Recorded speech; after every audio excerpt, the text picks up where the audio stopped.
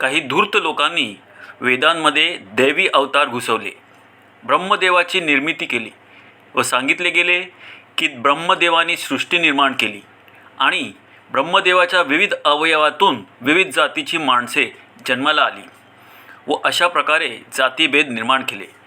स्वतःचे स्थान उच्च बनवून बाकीच्यांना हलक्या जातीचे ठरवले गेले.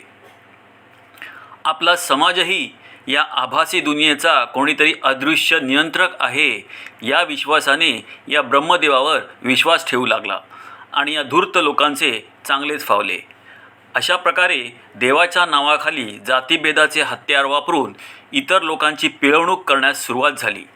जेव्हा त्या धूर्त लोकांची खात्री झाली की हा समाज देवभोळा झाला की देवाची भीती दाखवून आपण त्यांची पिळवणूक करू शकतो, तेव्हा अनेक देवांची पुराणे जसे शिवपुराण, गणेश पुराण, विष्णू पुराण इत्यादी व धर्मग्रंथ जसे रामायण, महाभारत, भगवद्गीता हे ग्रंथ लिहिले गेले, ज्यात आचारशीलता, नैतिकता शिकवण्याबरोबरच दैवी अवतार व जातीभेद लोकांवर बिंबवण्यात आला.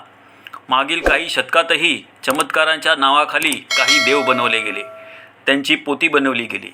ह्यात त्यांचा एकच उद्देश होता की हा समाज देवभोळा राहावा व आपली श्रेष्ठता टिकून राहावी.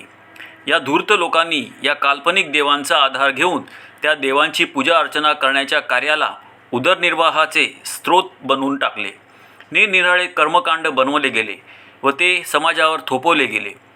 आपला देवभोळा समाज कोणतीही खात्री न करता देवाच्या भीतीने ते आचरण करत आला. वर्षानुवर्षे असे करत आल्याने त्याचे रूपांतर रूढी परंपरेत झाले.